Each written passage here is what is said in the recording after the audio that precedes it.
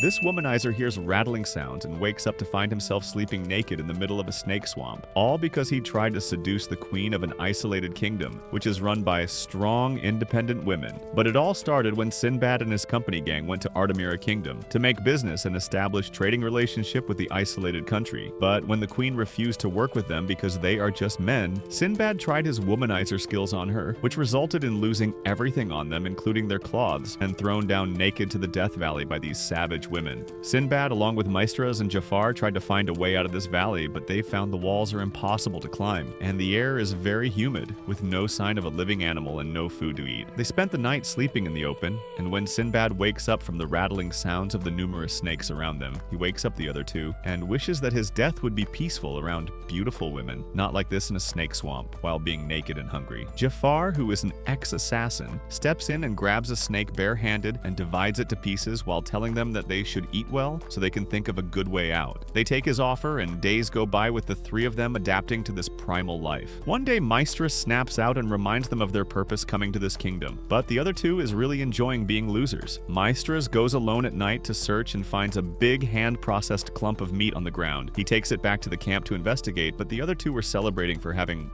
lamb chops for lunch, but they notice the meat has precious stones stuck to it. At night, they go to investigate the area where Maestras found the meat, only to find more pieces. Suddenly, a huge bird from Artimyra lands and picks up the meat, followed by other birds. Apparently, the weak dependent men workers throw these processed meat into the valley so that the precious stones get stuck in them, and the birds bring them back up. But when they find that they are messing a lot of meat and not gathering enough stones, they throw a huge lump of meat which is hard to carry or eat. Sinbad takes the advantage of this, and all three hide inside the meat, and when the birds bring them up, they got out. They borrowed cloths from the reversed men, and Sinbad was set out to return his dignity, and goes to the bedroom of the queen, surprising and teasing her again for the second time, and returns his gin-equipped vessels. Now, do you think Sinbad did the right thing, or he ruined it? Tell me in a comment.